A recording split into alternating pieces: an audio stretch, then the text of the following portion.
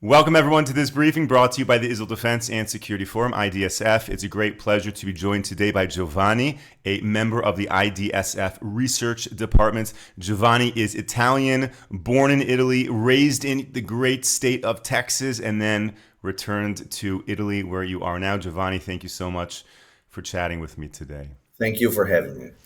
Giovanni, your area of expertise and a lot of your research is in the world of anti-Semitism and the spread of terror groups across the globe. And I really want to discuss that with you, how that looks in Italy, how it looks across Europe, the connection really to what's happening in the US. So why don't we just jump in with the state of affairs right now in Italy? What is anti-Semitism like right now in Italy? Well, the situation isn't looking good at all. I often talk to the people of the Observatory for Anti-Semitism. We maintain close contacts, and I mean they can clearly show that anti-Semitism has increased dramatically since October 7th, and this type of phenomenon is being as reported is being spread by the groups belonging to the far left and the Islamist networks active on Italian soil, and the pro-Palestinians as well, the groups, associations that are active on Italian soil. And we've had a series of very, very concerning cases. For instance, I'll just quote three, but there's more. The first one involves a blacklist of people belonging to different sectors, politicians, ministers, members of the Jewish community, journalists, professors, who were blacklisted by a far left clandestine group called the New Communist Party. By the way, I'm in that blacklist too, and uh, basically all accused of being imperialist and Zionist agents. I mean, among them, there are ministers of the current government, but also, for instance, rabbis who have nothing to do with politics.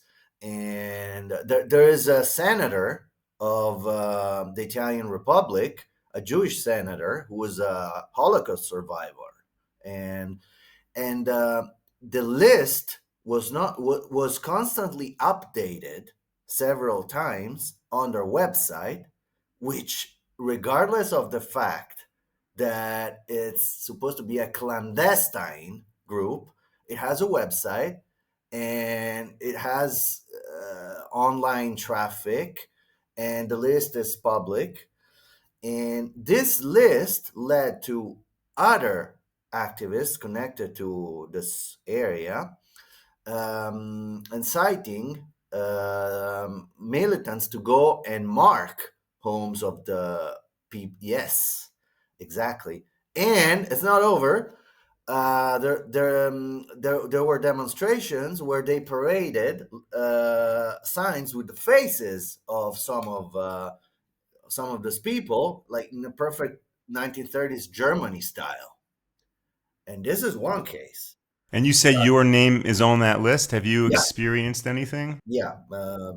No, I don't care. I mean, I'm here. No, I mean, it's like basically, it was a list that with hundreds of people. Some of them had nothing to do. I mean, one of them expressed himself in against Israel and even in favor of Iran, and they still included him. So sometimes you wonder what's going on. But my big question is what? Why is the website still there? Why is the list still there in public? Why haven't the authorities moved in? That's what a lot of people here are asking themselves. And this is just one case, but there's more. I mean, I don't know if you heard about the French Jewish tourist who was attacked in northern Italy by a group of um, Italian Palestinians, as they said, and it was all on video, and he filmed everything, and we still don't know what's going on with that aggression. And there have been posters of anti-Semitic posters spread around Rome with the Nazi uniform with the Star of David. This is, I mean, I could go on for an hour with this, but this is just to give you an idea. So let me ask you, anti Semitism has been around for millennia, since the Bible, since Jacob and Esau, there has been anti Semitism. It's on the rise right now, as you're saying, in Italy and across Europe. Are you able to correlate that with any causes potentially? Is it because of this war in Israel? What do you think is happening? Well, the thing is complex. First of all, anti-Semitism always has been present. Uh, the seeds have always been there. It always been underground. Let's put it that way. But the roots were there. Uh, After October 7th, it just blew up all over the place because, on one hand, I mean, we all know that when there is a war, we've seen it even with Iraq or Afghanistan. There's a there's a propaganda against the um, the military forces operating, and that's just the way it is. But in this case, I believe it's different because it's not just that. This whole situation has been exploited by those actors that uh, already shared anti-Semitism, and they spread it. They used it to spread, to divulge all sort of um, they call it anti-Zionist, but if you go deep into it, you will see that it's not. I mean, what does anti-Zionism mean anyway? Um, and they're using it to attack. Not It's not just Israel; it's the Jews in general, because we often see, conspiracy theories side to side with, look what Israel is doing. Um, and I think that, they were just waiting for the right occasion to use this against Israel. I mean, they forgot what October 7th was really about, and a lot of nobody really talks about what happened on October 7th anymore. It's all about, look what Israel is doing in Gaza. You see what I'm saying? And that's not by coincidence. That's, in my opinion, that is done on purpose. And what would you say the role of immigration is in this whole story? Is there, there's no doubt that many, many European countries have very lax immigration policy. Is that contributing to the rise of anti-Semitism? Absolutely, absolutely. I mean, anti-Semitism is widespread among those communities that we know, and the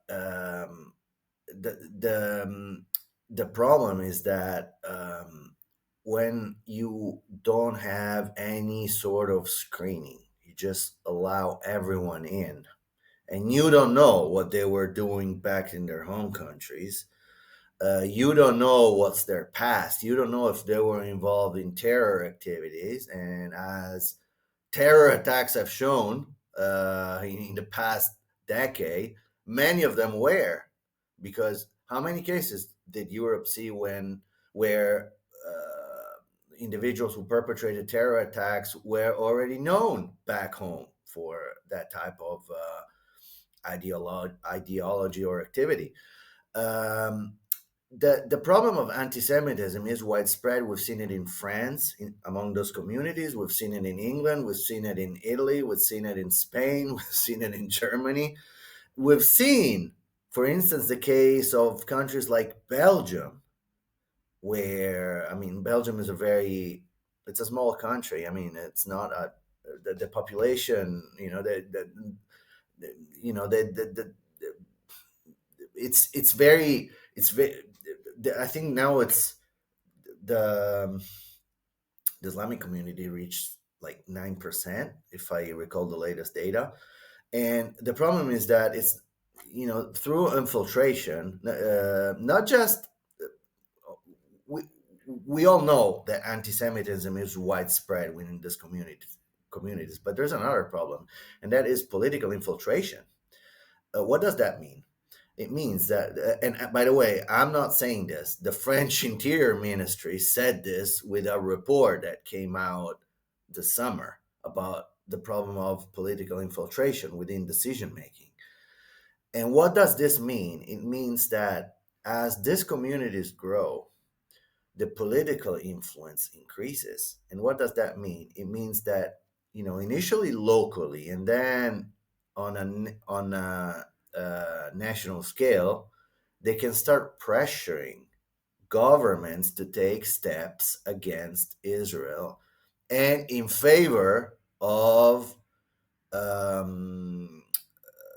necessities from these communities. I'm thinking about, parallel law courts or schools that teach things that are not in line with not just European principles, but human rights. I'm thinking about the situation of women or interfaith marriage and all those kind of things, changing religion, and let me stop there. But this is it's anti-Semitism on as its base, but there's also a stairway to decision making that concerns us. And do you have any research about terror groups, Hamas, Hezbollah, using immigration as an actual strategy? Is there any data on that? It is known that, for instance, a lot of the political pressure comes from street demonstrations too. What does that mean? They try to bring in as many people as possible to show that, there's a huge presence on the street, right? And that is often uh, made also through the presence of uh, immigration. Let me give you an example. Remember when in Egypt Mohammed Morsi was ousted? Okay, Milan saw a huge activism by anti Al Sisi, pro Morsi individuals, groups, directly connected to the Muslim Brotherhood, and they were bringing people on the street to demonstrate. And where do you think they got all these people from? When you have this flow of people who come to Europe, right? And for instance, they want to pressure governments, decision makings. What do? They organize demonstrations. They bring people to the street, but a lot of these people come from that flow that came in. You see what I mean? And the Morsi case is one example, because I mean, I've seen it firsthand. But also, if you see the pro-Palestinian demonstrations, I mean, if you go and look, if you go there in person and see who is who's taking part, it's not just, like activists, political activists, Europeans, and there's also a consistent presence of these individuals. And it's a way of pressuring. Like you bring a lot of people and say, look how many we are, and the European authorities are concerned about this because, uh, and I mean, rightly so, because they they don't. If you don't have any type of filters of or screening, and you just allow everyone to come in, then you're going to totally lose control of your domestic security, and and that's the main issue. So you don't know who they are. You don't know if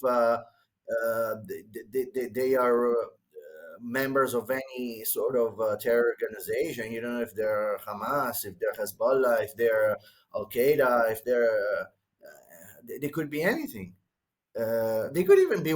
I mean, I don't like the term lone wolf because I'm not a fan of that concept, and I don't believe that there are. I mean, I believe that the real lone wolves are very few, but you don't know who. I mean, they could be, individuals who are willing to activate after interfacing with propaganda narrative being spread by these sectors that we're talking about.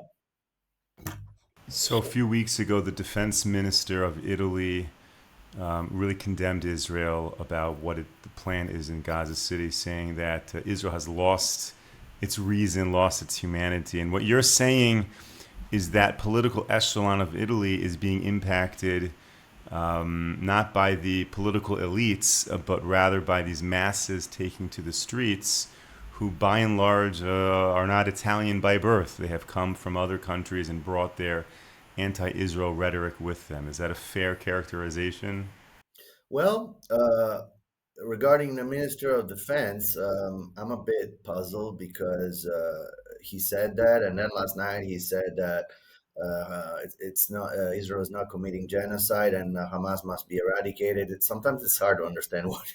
My impression is that they want to keep one foot here and one foot there, at least from all the statements that I have seen through since October 7th. The thing is, if the Italian Minister of Interior has a better plan to eradicate Hamas, then maybe he should consult with the Israeli government and suggest something. Um, I think that the Italian leadership, and not just the Italian leadership, I think in general in Europe, they are concerned. Uh, in Italy, there's the thing about Palestinian terrorism, which has been going on since the 1970s. I don't know if you ever heard of this, but there's a whole debate about this. I wrote about this just 2 days ago on the Times of Israel, and there's a journalist friend of mine who provided some on his own opinion based on facts. Um, Palestinian terrorism in Italy, but also in France, always had some sort of special status. Like, okay, don't do anything here, and on the other hand, we will close an eye. And it's not, I mean, it's not me saying it. I mean, there's plenty of information on this. Even a former president of the republic, Francesco Cossigas, explained it very well. And it's the heritage of something called lodo moro, which is named after an Italian prime minister that was killed by the Red Brigades, Aldo Moro, uh, which basically, and again, France did something similar. It was a deal like, don't perpetrate attacks on Italian soil, and we'll let you go through. That was basically the main concept, and it didn't. I'm not sure if it really worked because I mean, there were attacks in Italy. The only thing is that they targeted Jews and Israelis. So, my question is, aren't Italian Jews Italians? I mean, is there like I mean, we need to clear that out. My impression, and it's not just mine, is that there is a double standard when it gets to Palestinian terrorism and when it gets to ISIS. How many operations in Europe, in Italy, in Europe, I must say, against Hamas have we seen? Personally, I don't recall any. But if I missed something, I hope that someone will point that out, and I'll be happy to, correct my thought. But I haven't seen any. And a lot of people are starting to ask themselves questions. For instance, why are there individuals who are inciting in favor of Hamas on social media in public demonstrations, and nobody's taking steps against them? While if other individuals do that in favor of ISIS, things are different. You know, it's I think it's a fair question. That's a fascinating question. So, what you're suggesting is that somehow Hamas is given a pass because they're connected to the, so to speak, Israel Palestinian conflict, and they're put in a special category. My impression is that before October 7th, Hamas, despite being blacklisted, classified as a terrorist organization by the European Union, was still seen as an Israeli problem, and it probably still is somehow. So they did not take the same steps as they did with ISIS or Al Qaeda. ISIS perpetrated attacks on European soil. Hamas used European soil, which I guess it's different in their eyes. It's not different in my eyes because once you blacklist an organization, I mean, you have to deal with it in the same way as every other organization. You can't use double standards. There's another issue that I think it's worth pointing out briefly because it's long and complex. In I think it was either end of January or beginning of February, three individuals belonging to the Al-Aqsa Martyr Brigades were arrested in central Italy on request of the Israeli authorities, who requested extradition, which was denied, by the way, by the Italian judicial. Now, these individuals, this individ, the leader, the let's say the leader of the three, who is still in prison because the other two were released, even if still under trial, I believe. This individual entered Italy in 2017 after Norway rejected his international protection request. He reached Italy. And by the way, this is all on court papers. I'm not making anything up. It's all on court papers, Italian court papers. This individual reached Rome on a train from Norway with no passport, no documents because they were withheld by Norwegian authorities. And then he moved to another Italian central city where he had an interview with the Italian authorities, with Italian police.